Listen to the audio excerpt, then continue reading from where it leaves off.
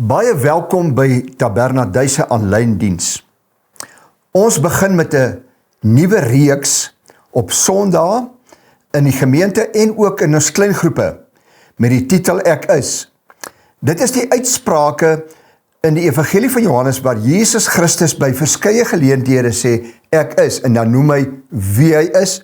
En dan gaan ons kyk wat beteken dit vir ons en wat was sy missie dat hy dit gesê het. Nou vandag se tema is die seun van die mens.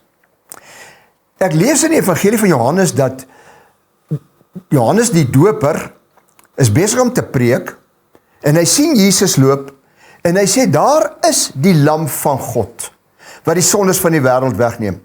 En toe hy dit 'n tweede keer sê, is daar van sy volgelinge, sy disippels wat hom verlaat en na Jesus toe gaan. En vir Jesus vra, waar bly u? En onder andere is dit Andreas, die broer van Petrus, wat ook toe later vir Petrus gaan roep het, en gesê, kom, ons het die Messias gevind. En toe Jesus verder beweeg, en hy besig is om disippels te roep, lees ek hierdie volgende gedeelte vir jou, in die Evangelie van Johannes, die eerste hoofstuk, vanaf vers 44. Die volgende dag, wou Jesus na Galilea vertrek. En hy het Filippus gekry en vir hom gesê, volg my. En Filippus was van Betsaida, uit die stad van Andreas en Petrus. Filippus het Nathanael gekry en vir hom gesê, ons het hom gevind van wie Moses in die wet en ook die profete geskryf het. Jesus, die seun van Josef van Nasaret. En Nathanael sê vir hom, kom daar uit Nasaret iets goeds wees? Filippus antwoord hom, kom kyk. Daarop sien Jesus Nathanael na hom toe kom en sê vir hom, hy is waarlik 'n Israeliet in wie daar geen bedrog is nie. Nathanael sê vir hom, van waar ken u my? Jesus antwoord en sê vir hom, voordat Filippus jou geroep het, toe jy onder die vyeboom was, het ek jou gesien. Nathanael antwoord en sê vir hom, Rabbi, u is die seun van God, u is die koning van Israel. Jesus antwoord en sê vir hom, glo jy omdat ek vir jou gesê het, ek het jou onder die vyeboom gesien? Jy sal groter dinge sien as dit. En hy sê vir hom, voorwaar, ek sê vir julle, van nou af sal julle die hemel geopen sien, en die engele van God opklim en neerdaal op die seun van die mens. Die eerste reaksie wat Nathanael toon, is die van, hy bevraagteken die agtergrond van Jesus. In die Bybelse tyd was 'n agtergrond, die dorp waar jy vandaan kom, wie jou ouers is en jou geslagsregister, baie belangrik. Vandag vra hulle ook nog die vraag, waar kom jy vandaan, waar het jy groot geword, waar bly jy, waar werk jy, wat is jou geleerdheid? So mense stel belang in jou agtergrond en daarvolgens oordeel hulle. Nou kom Filippus en hy kom en hy sê vir Nathanael, hy sê die wet wat Moses geskryf het en die profete verwys na 'n spesifieke persoon en ons het hierdie persoon gevind, Jesus. En dan noem hy hom die seun van Josef en hy kom daar van Nasaret af. Nathanael kan nie dit glo nie.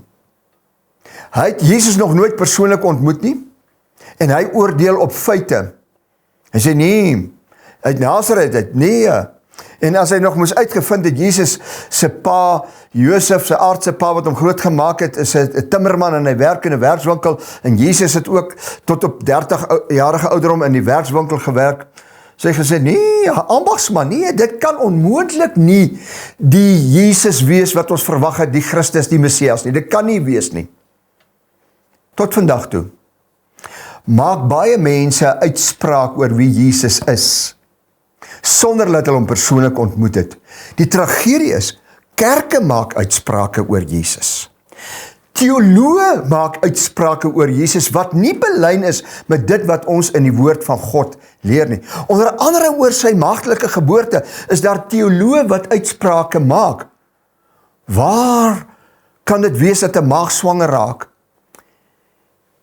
Ek en jy moet vandag weet, maak nie saak of jy teologie gestudeer het, en wie en wat jy is nie. As jy Jesus nie persoonlik ontmoet het nie, moenie doen wat Nathanael gedoen het en 'n klomp uitsprake oor hom maak nie.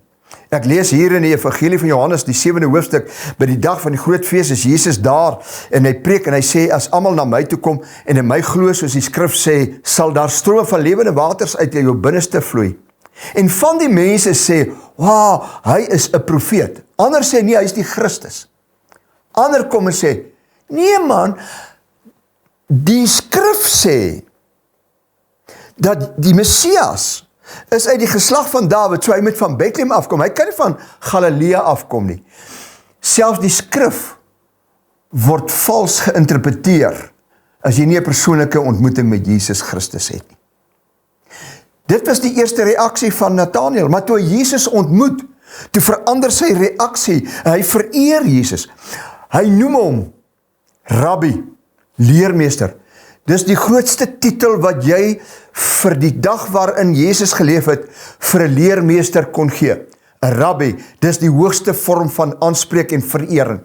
Hy gaan aan, hy sê, u is die seun van God. Hy gaan ook aan en dan sê hy, u is die koning van die Jode. Nou, die koning van die Jode is 'n titel wat die Jood net aan Jahwe, die Almagtige, die Allerhoogste gegee het.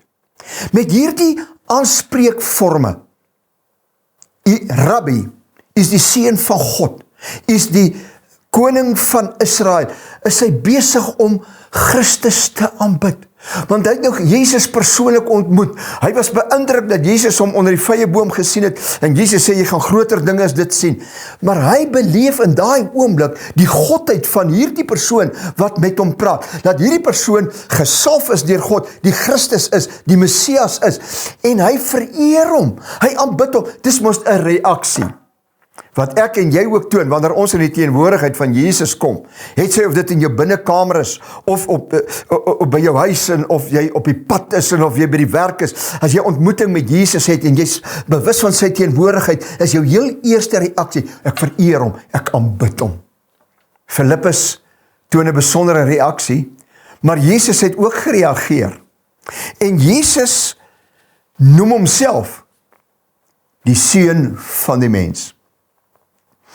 Wanneer jy die Bybel sal lees, sal jy sien dat net Daniël in die Ou Testament, in Daniël 7, 'n gesig gehad het van wat in die hemel aangaan, en toe sien hy 'n persoon daar staan, en hy noem hom die seun van die mens, in die gesig wat hy het van die hemel. Behalwe Daniël, lees ek in Handelinge 7, waar Stefanus, toe hulle hom 'n klippe gooi, opkyk na die hemel, en hy sien die hemel geopen, en hy sê, hy sien Jesus staan aan die regterhand van God die Vader, en dan noem hy hom die seun van die mens. Behalwe hierdie twee geleenthede, noem niemand anderster ooit Jesus die seun van die mens nie, behalwe hy self. Die profete profeteer oor wat sy naam sal wees. Die profete profeteer oor selfs waar hy gebore sal wees. Hoe hy uit 'n maagd gebore sal word.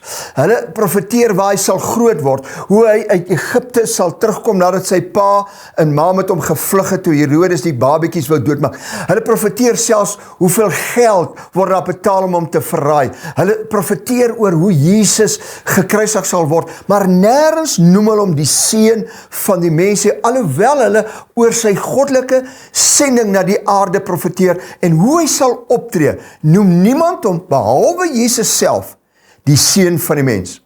En daar's veral twee betekenisse hoekom Jesus dit sê. Die eerste ene is, dis 'n nie politiese uitspraak. Dis ook 'n nie kerklike uitspraak. Jesus is nie die God, net van die Rooms-Katolieke kerk nie, alhoewel baie van hulle so dink. Hy is nie die God van die Pinksterkerke, soos wat baie Pinkstermense dink nie. Hy is nie die God van die Baptiste, soos wat Baptiste mag dink nie. Of van die charismatiese groep, of van die gereformeerde groepe nie.